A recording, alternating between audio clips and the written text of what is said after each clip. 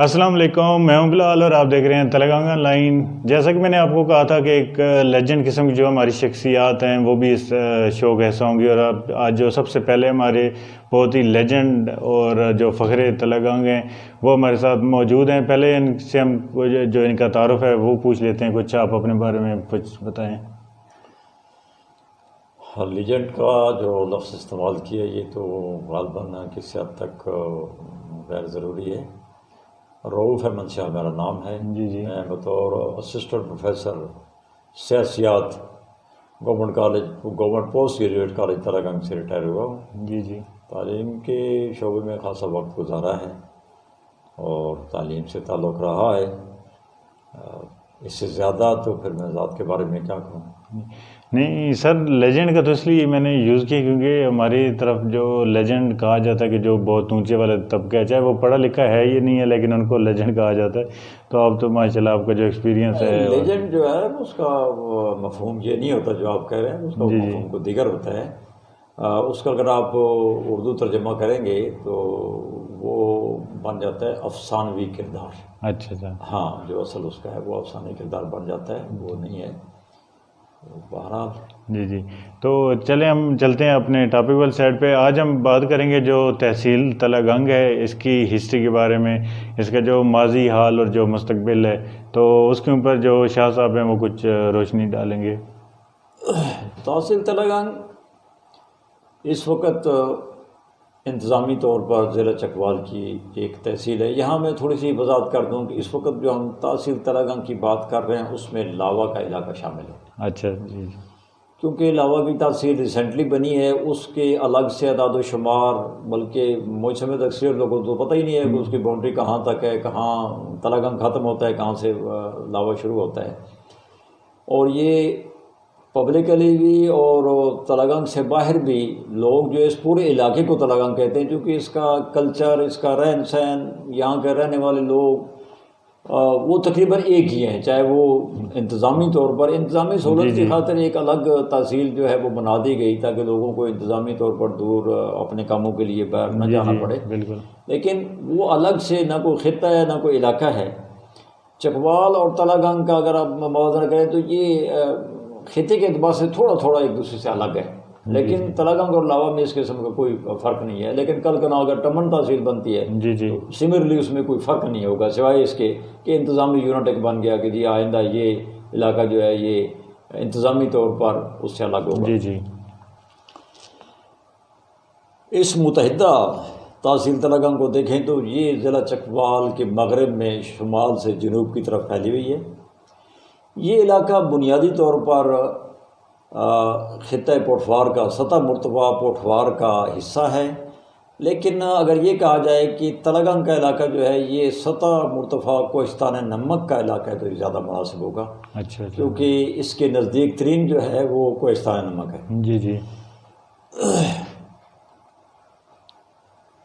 قدیم زمانے میں بعض ماہرین کہتے ہیں کہ یہ علاقہ زیر آب تھا، یہاں سمندر تھا۔ بعد میں کوئی جغرافیائی تبدیلیاں ہوئیں جس سے یہ علاقہ خشکی میں تبدیل ہو گیا اور یہاں انسانی آبادی نے جنم لیا۔ قدیم ترین تہذیب جو ہے وہ وادی سواں کی تہذیب ہے۔ اچھا، اور یہ تہذیب جو ہے یہ جس کا ہمارے پاکستان کے اندر بھی بڑا نام ہے، دنیا میں بھی بڑا نام ہے۔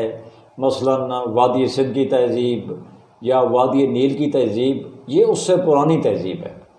ٹھیک اور یہ اسٹیبلش بات ہے، لیکن صرف فرق یہ ہے کہ مثلاً مونجو دوڑے کے مقام پر کھدائی ہوئی، آثار نکل آئے اور اس پر کام ہوا، اس پر ریسرچ ہوئی، وہ بین الاقوامی طور پر متعارف ہوا، یونیسیف نے اس کو ایک عالمی ورثہ قرار دے دیا۔ سملر بات جو ہے وہ مصر کی ہے، چونکہ وادی سندھ پر کوئی کام نہیں ہوا، لہٰذا وادی سواں کی اس تہذیب پر کوئی کام نہیں ہوا، کوئی ریسرچ نہیں ہوئی، لہٰذا یہ عام آدمی تک اس کا نہیں ہے۔ لیکن یہ ایک حقیقت ہے کہ یہ ایک الگ تہذیب تھی اور یہی وجہ ہے کہ اس پرانی تہذیب کے اثرات ہیں کہ تلنگانہ کا علاقہ جو ہے یا پورا یہ وادی سواں کی تہذیب جو دور تک جائے گی نا، مری سے لے کر یہ سارا علاقہ، یہ خاصے مہذب لوگ ہیں۔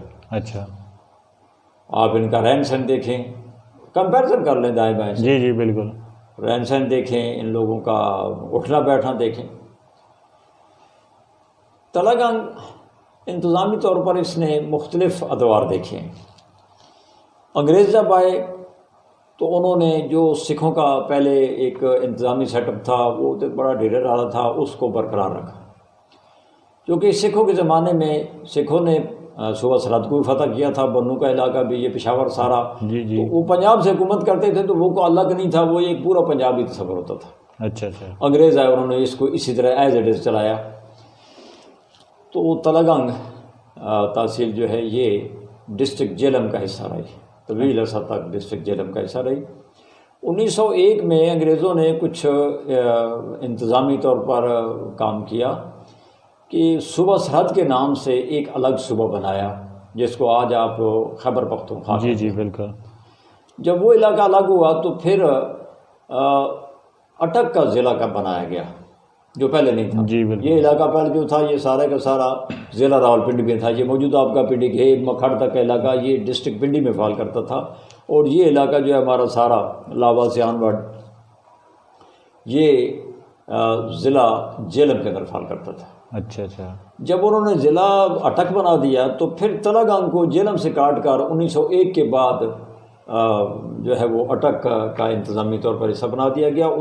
جون 1985 تک پھر تقریباً 85 سال اچھا، تلنگانگ جو ہے وہ انتظامی طور پر اٹک کے ساتھ منسلک رہا ہے، اور جون 85 میں جب چکوال ضلع بنا تو اس کے بعد اس کو پھر واپس چکوال کے ساتھ منسلک کر دیا گیا۔ اس کی لوگ کیسے ہیں، کس طرح سے ہے؟ سب سے بڑی کاسٹ جو یہاں آباد ہے، جو قوم آباد ہے، وہ عوام قوم ہے، جی جی، اور تلنگانگ کے اندر ان کی غالب اکثریت ہے، چونکہ بعد میں جب ذرائع آمد و رفت ہوئے، لوگوں کی مائیگریشن شروع ہوئی، یہاں سے لوگ کہیں چلے گئے، کہاں سے لوگ یہاں آ گئے، مختلف دیگر لوگ بھی یہاں آباد ہو گئے، لیکن یہ ایک کلیئر ایک بڑی اسٹیبلش سی بات ہے کہ اس علاقے کو آباد کرنے والے یہی قبیلہ تھا، عوان قبیلہ تھا، جن کے بارے میں کہا جاتا ہے کہ محمود غزنوی کے ساتھ آئے اور اس نے ان کو یہاں یہ جو وادی سون سکیسر ہے یہاں آباد کیا، کیونکہ یہاں کے جو ہندو قبائل تھے وہ اکثر اس کے خلاف بغاوت کرتے تھے، لا اینڈ آرڈر میں خلل ڈالتے تھے، تو ان کو کاؤنٹر کرنے کے لیے اس نے یہاں آباد کیا، اور اس کے بعد یہ آبادی پھیلتی گئی۔ اور اس کا ایک سب سے بڑا ثبوت یہ ہے کہ وادی سون سکیسر کے اطراف میں عوام فیملی کی، عوام جو قوم ہے، اس کی آبادی کمپیکٹ ہے، اکٹھی ہے۔ مثلا پورا تلنگانگ، خوشاب کا بہت سارا علاقہ، یعنی خوشاب شہر سے اس طرف کا علاقہ ساتھ ساتھ جو پہاڑ گیا ہے، پھر یہ پہاڑ آگے چلا گیا ہے، تو اسی طرح سے کالا باغ تک نیچے آپ چلے جائیں تو یہ کلر کہار کا بہت سارا علاقہ جو کہ اسی پہاڑ کے ساتھ لگتا ہے، یہ کمپیکٹ آبادی ہے ان کی۔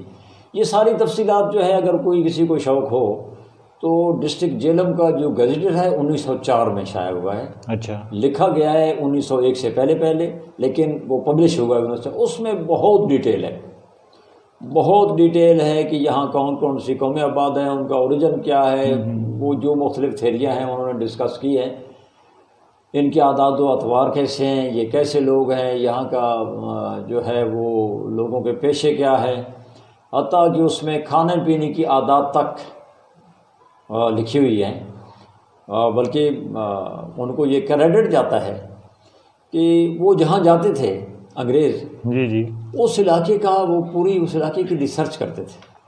یعنی حیران کن بات ہے کہ انہوں نے یہ بھی لکھا ہے کہ جہاں گھاس کون کون سا ہوتا ہے، یہاں حشرات الارض کون کون سے ہوتے ہیں، اور اگر دیکھیں تو یہ سمجھ آتی ہے کہ جیسے انہوں نے اس کی چپے چپے کی پیمائش کی ہے، یہاں سارے قدیمہ کون سے ہیں، یعنی پورا احوال جو ہے وہ انہوں نے لکھا ہے، اور کوئی چیز ان اٹینڈڈ نہیں چھوڑی۔ جی جی، تو یہ اگر کوئی پڑھنا چاہے تو یہ ملے گی کہاں سے؟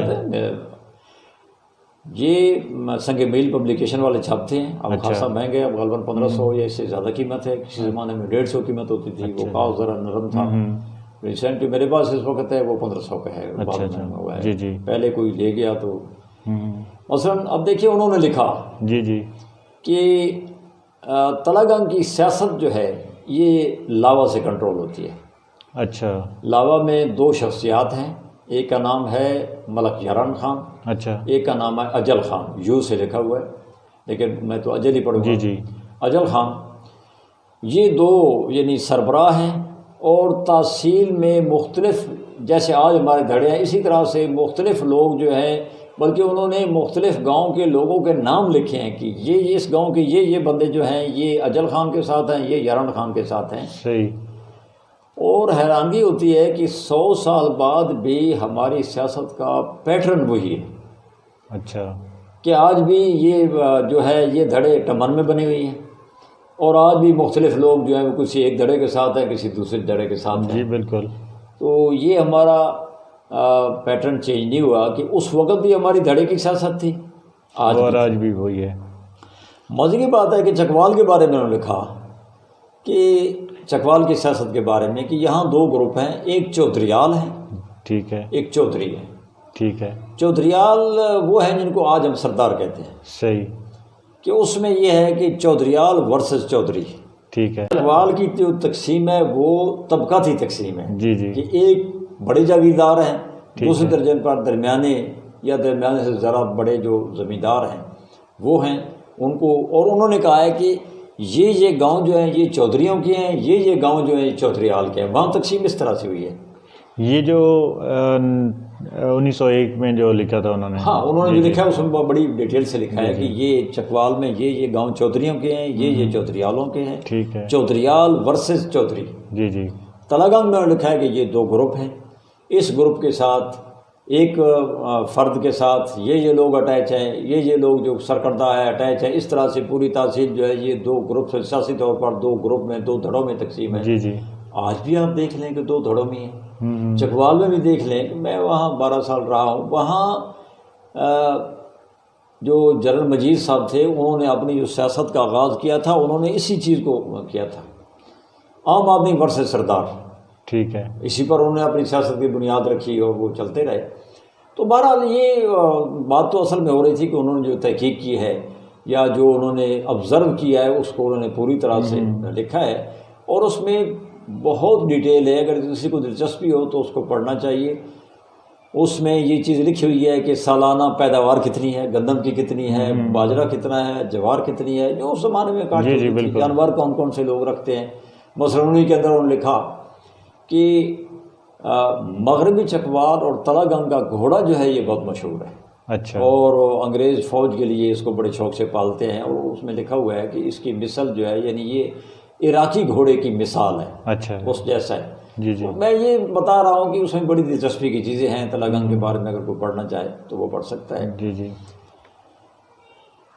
اس وقت گزرتا گیا، ظاہر ہے کہ اس میں ترقی ہوتی گئی الحمدللہ۔ اب تلاگنگ ایک اسٹیبلش تحصیل ہے، یہاں ہر قسم کی فیسلٹیز آپ کو موجود ہیں، موٹر وے بننے سے جو ہے وہ فوائد ہوئی ہیں، ٹرانسپورٹ کا بہت بڑا ہب ہے۔ اگر یہ کہا جائے کہ تلاگنگ میں سب سے بڑا پیشہ جو ہے وہ کاشتکاری ہے، ہمارے ہاں جو بڑا پیشہ ہے وہ کاشتکاری ہے، یا پھر یہ ہے کہ ہم لوگ ملازمت کو زیادہ پسند کرتے ہیں، کاروبار ہماری ترجیحات میں ذرا پیچھے ہے۔ جی، گورنمنٹ سروس، اور یہ صحیح ہے یا غلط، میں سمجھتا ہوں کہ اس کی بنیادی وجہ یہ ہے کہ ہم بارانی علاقے سے تعلق رکھتے ہیں، یہاں غیر یقینی رہتی ہے، زراعت کی یہاں ہمیشہ غیر یقینی رہتی ہے۔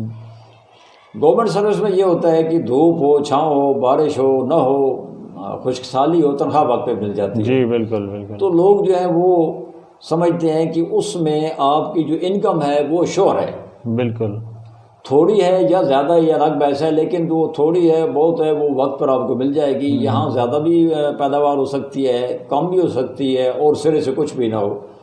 تو بہرحال زراعت یہاں ہمارا بڑا پیشہ ہے، گورنمنٹ سروس میں بھی، فورسز کے اندر، سول سروس کے اندر لوگ بہت ہیں۔ جی بالکل۔ لیکن اگر کہتے ہیں اس کو اعداد و شمار دیکھا جائے تو ہمارا دوسرا بڑا جو پیشہ ہے وہ ٹرانسپورٹ ہے۔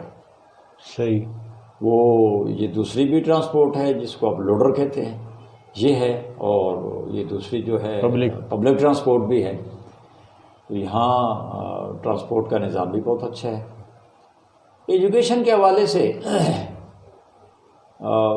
پہلے تو یہاں ایجوکیشن کی فیسلٹیز بہت کم تھی، یعنی جب پاکستان بنا تو میرے خیال میں اس وقت تو ایک ہی ہائی اسکول تھا، یعنی اس سے پہلے بن گیا ہوگا کوئی ایک آدھ اور بھی، لیکن 1901 کے گزٹر میں تو صرف ہائی اسکول تلہ گنگ کا ذکر ہے۔ اچھا، اور آس پاس؟ ہاں، اور آس پاس نہیں ہے بعد میں۔ لیکن 70 میں جب مثلا میں نے میٹرک کیا تو اس وقت پورے تحصیل میں 4 ہائی اسکول تھے۔ اچھا، لاوا، ٹمن، پچھدن اور تلہ گنگ، یہ 4 ہائی اسکول تھے۔ جی 1970 میں، 1970 میں۔ جی اب آپ دیکھیں کہ ہر گاؤں کے اندر ہائی اسکول، بالکل، اس لحاظ سے ہمارے پاس تعلیم کی فیسلٹیز ٹھیک ہیں، جی ایجوکیشن کی ٹھیک ہے۔ گرلز کالجز ہمارے پاس 5 ڈگری گرلز کالج ہے تلہ گنگ میں۔ جی بالکل۔ بوائز کالج جو ہے وہ 2 ہیں، ایک پوسٹ گریجویٹ کالج تلہ گنگ ہے جو پرانا ہے، 1959 کا یہ کالج ہے۔ دوسرا جو ہے وہ ڈگری کالج ترہدہ، یہ جو ہے پچھرند اور جی جو ڈرنال کے پاس بنتا ہے ان کا، جہاں وہ گاؤں آ کر ملتے ہیں وہاں۔ بالکل۔ ہائر سیکنڈری سکول ہیں، ہائر سیکنڈری سکول لاوا ہے، دندہ ہے، پچھرند ہے، ٹمن ہے، ادھر چینجی ہے، تو بارم خان ہے۔ فیمیل میں اس طرح سے ہے، مختلف ہائر سیکنڈری سکول بھی ہیں۔ تو انفراسٹرکچر بہت اچھا ہے، اس سے پورا فائدہ اٹھایا جا رہا ہے نہیں اٹھایا جا رہا، اس کی وجوہات کچھ اور ہیں، کچھ انتظامی وجوہات ہیں، کچھ ہماری اپنی کمزوریاں ہیں کہ ایک چیز ہے اس سے اگر ہم بر وقت فائدہ نہیں اٹھاتے۔ مثلا ہمارا ایک جنرل میں بات کر رہا ہوں، ہمارے یہاں یہ عام مطالبہ ہوتا ہے کہ جی ہمیں اسکول بنا کر دیا جائے، کالج بنا کر دیا جائے، اس کے لیے ہم آواز اٹھاتے ہیں۔ جب وہ بن جاتا ہے، اسکول بن جاتا ہے، وہ کالج بن جاتا ہے، وہ اسکول ہائی ہو جاتا ہے، گورنمنٹ سٹاف نہیں دیتی، ہم نے کبھی اس پر آواز نہیں اٹھائی، ہم نے کبھی اس پر احتجاج نہیں کیا۔ حالانکہ اسکول بننا تو بذات خود اس کا تو ہمیں کوئی فائدہ نہیں ہے، وہ تو جسٹ ایک وہ بلڈنگ ہے بس۔ ہاں، کہ جب تک اس میں سٹاف نہیں ہوگا، مثلا آپ دیکھ لیں کہ یہ جو میں گن رہا ہوں ایک گرلز کالج ہے، اس میں سوائے تلہ گنگ کے باقی گرلز کالج جو ہے اس میں کہیں 2 ہیں، کہیں 4 پرماننٹ کا بندے ہیں، باقی سارے سیزنل وہ بھرتی کرتے ہیں۔ وہ سی ٹی آئی، وہ سی ٹی آئی اس کو کہتے ہیں، سیزنل بھرتی کرتے ہیں، تنخواہ تو ان کی ٹھیک ہے، لیکن ایک آدمی جو آتا ہے اس کو پتہ ہے میں نے 6 مہینے سروس کرنی ہے، 5 مہینے سروس کرنی ہے، تو وہ ظاہر ہے کہ اگر اس دوران اسے کوئی بہتر جاب مل گیا تو وہ چھوڑ بھی جاتا ہے۔ بالکل۔ اور ویسے بھی ہے کہ یہ ایک ایڈاکزم ہے، وہ دل لگا کر نہیں کرتا، وہ کہتا ہے ٹھیک ہے جی میں تو 4 مہینے پورے کرنے ہیں، پھر اس استاد کا المیہ یہ بھی ہے کہ ان کو تنخواہ بھی 6 مہینے کے بعد اکٹھی دیتے ہیں۔ تو اسی طرح سے ہائر سیکنڈری سکول ہیں، تقریباً سارے خالی پڑے، ان میں بھی سٹاف نہیں ہے، تو اس کی وجہ سے وہ پورا فائدہ نہیں اٹھا رہے۔ لیکن اس میں جہاں گورنمنٹ کی ایک غلطی ہے یا آپ کمزوری کا ہے، وہاں کسی حد تک ہماری پبلک کی اور پبلک کے نمائندوں کی بھی ہے کہ پبلک اپنے نمائندوں کو پریشرائز کرے، انہیں کہے کہ جی یہ اپنے بنائے۔ ہیلتھ کا ہمارے پاس بہت اچھا انفراسٹرکچر ہے، تقریباً تمام یونٹ کونسل کے اندر بیسک ہیلتھ یونٹ ہیں۔ یہاں شہر کے اندر 2 اسپتال ہیں، ایک سٹی ہے، دوسرا تحصیل ہیڈ کوارٹر اسپتال ہے۔ اسی طرح سے یہ جھارلا کے مقام پر جو ہے اس کو رورل ہیلتھ سینٹر کہتے ہیں، یہ منی ہاسپٹل ہوتا ہے، ٹھیک ٹھاک اس میں معاملہ ہوتا ہے، لیکن پھر وہی بات آتی ہے کہ اکثر جگہ پہ سٹاف نہیں ہے، سٹاف ہے تو پھر دوائی نہیں ہے یا وہ عملہ نہیں ہے۔ بالکل۔ لیکن انفراسٹرکچر موجود ہے، اس کو ٹھیک کیا جا سکتا ہے، اس کا کوئی طریقہ سلیقہ بنایا جائے تو اس کا کام کیا جا سکتا ہے۔ بلڈنگ مطلب موجود ہیں لیکن اس میں اندر جو بلڈنگ موجود ہیں، عملہ پورا نہیں ہے، مثلا ڈاکٹر نہیں ہے۔ بالکل۔ اگر وہاں کمپاؤنڈر ہے، وہاں دائی ہے، وہاں کلاسور ہے، وہاں سویپر ہے، ڈاکٹر نہیں ہے تو پھر پبلک کے لیے تو کوئی فائدہ نہیں ہے۔ کوئی فائدہ نہیں، بالکل۔ پبلک کے لیے تو تب فائدہ ہے کہ اس کا کوئی نہ کوئی ارینجمنٹ کیا جا سکتا ہے کہ ڈاکٹر صاحبان جو ہے وہ کوئی گورنمنٹ ایسا روٹیشن بنا دے کہ ایک ڈاکٹر جو ہے وہ اگر 7 دن نہیں تو کم از کم 3 دن ایک اسپتال میں بیٹھے، 3 دن دوسرے اسپتال میں بیٹھے، تو اس طرح سے ان لوگوں کا جو ہے کسی حد تک یہ معاملہ چلتا رہتا ہے۔ آپ کا روڈز کا نظام بہت اچھا ہے، تقریباً ہر گاؤں کے اندر ہے، اب وہ ٹوٹی پھوٹی ہے یا مکمل ہے یا نہیں ہے یہ ایک دوسری بحث ہے، لیکن اگر ہم بہت پرانا دور دیکھیں تو کہیں سڑکیں نہیں تھی، روڈز کا نظام ہے، ٹرانسپورٹ ہے، ایک بندہ بڑا صبح سویرے یہاں سے نکلتا ہے، وہ پنڈی لاہور سے کام کر آگے بڑے آسانی سے شام تک پہنچ سکتا ہے۔ بالکل۔ مستقبل کے حوالے سے یہ ہے کہ ہم سی پیک اور موٹر وے کے درمیان پوری تحصیل واقع ہے، تو یقیناً اس کے اثرات آئیں گے ہمارے یہ جو ٹمن سے جو آگے جنڈ اور جو تراب والی سائڈ پہ جو ہے وہ تراب کے پاس گزر رہا ہے نا، سب کا تراب تو تلہ گنگ کے اندر تھا نا، بالکل تراب تو تلہ گنگ کے اندر تھا۔ یہ تو جب 1985 میں جہاں یہ ضلع بنانا چکوال، تو جنڈ الگ تحصیل بنی، تو یہ تھوڑا سا علاقہ جو تلہ گنگ کے ساتھ تھا دریائے سون کے اس کنارے پر، تو وہ ان کے ساتھ جنگ کے ساتھ لگا دیا گیا نا۔ لیکن آج بھی ان لوگوں کا جو آمد و رفت ہے، ان کی جو خرید و فروخت ہے، وہ زیادہ تلہ گنگ کے ساتھ ہے، کیونکہ پہلے تو پرابلم تھا کہ پل نہیں تھا، وہ ادھر آ نہیں سکتے تھے، اب پل بن گیا، یہ نوری بادشاہ والا پل، تو اس کے بعد اب وہ سارے لوگ یہاں، ان کی ٹرانسپورٹ بھی آپ دیکھیں تو کئی گاؤں کے وہ ٹرانسپورٹ یہیں سے گزر کر جاتی ہے۔ ہماری بہت ساری ٹرانسپورٹ جو ہے وہ تحصیل جنڈ سے گزر کر تلہ گنگ سے لاہور جاتی ہے، بہت ساری گاڑیاں ایسی ہیں۔ بالکل، تو اس طرح سے سی پیک بننے سے امید ہے کہ اس کا تلہ گنگ، اب پرابلم یہ ہے کہ ہمارے ہاں جو ایک بحث کی جاتی ہے کہ بے روزگاری ہے، یہاں کوئی کارخانہ نہیں ہے، یہ واقعتاً ایک ہے کہ جب تک انڈسٹری نہیں لگے گی نا، اور انڈسٹری بھی وہ ہونی چاہیے جس کا را مٹیریل یہاں ملتا ہے، بالکل عام آدمی کو فائدہ اس صورت میں ہو سکتا ہے، ادروائز تو عام آدمی مزدوری کرے گا وہاں۔ مثلاً آپ یہاں ایک اسٹیل کی فیکٹری لگا دیتے ہیں، یہ جسے آپ کو یہ کوئی سریا بناتا ہے، وہ گارڈر پیرن بناتے ہیں، تو اس میں مقامی آدمی کو وہاں صرف نوکری ملے گی، لیکن کوئی ایسا یونٹ ہو کہ جس میں مقامی را مٹیریل استعمال ہوتا ہو، تو یقیناً اس کا فائدہ جو ہے وہ عام آدمی کو ہوگا۔ لوگ اب جیسے یہ مونگ پھلی ہے تو دیکھیں نا، مونگ پھلی ہے تو مونگ پھلی سے مختلف چیزیں بنتی ہیں، اگر اس کا یہیں سے تیل بنا کر بیچا جائے تو وہ زیادہ مہنگا ہوگا، زیادہ مہنگا بکے گا۔ ویلیو ایڈڈ کسے کہتے ہیں کہ اس کی کوئی نہ کوئی اس کو دوسری شکل بنا کر، ایک تو یہ ہے کہ ایز اٹ از اس کو، مثلاً یہ ہے جی کہ آپ کی کپاس ہے اس کو ویسے ہی بھیج دیں۔ ویلیو ایڈڈ کیا ہے کہ آپ نے اس کو جو ہے جننگ کے بعد آگے بھیجا، وہ تھوڑی بہتر ہوگی، اس کے بعد دھاگے کی شکل میں بھیجا، وہ مزید ہو گئی، آپ نے اس کا کپڑا بنا کر بھیجا، وہ مزید بہتر ہو گئی۔ تو اس طرح سے ویلیو ایڈ یہی ہے کہ یہاں دیکھیں نا، ہمارے پاس سب سے بڑا جو سورس ہے وہ تو لائف سٹاک ہے۔ سابقہ دور میں ایک پچھلی گورنمنٹ تھی، اس نے ایک تقسیم کی تھی کہ مختلف اضلاع کو مختلف شعبوں میں خود کفیل کیا جائے، صحیح، تو پورا پوٹھوار لائف سٹاک میں آیا تھا۔ اچھا، چکوال ڈسٹرکٹ جو ہے یہ لائف سٹاک کے ساتھ ساتھ یہ اس میں آیا تھا، زیتون کے لیے اس کو مختص کیا گیا تھا۔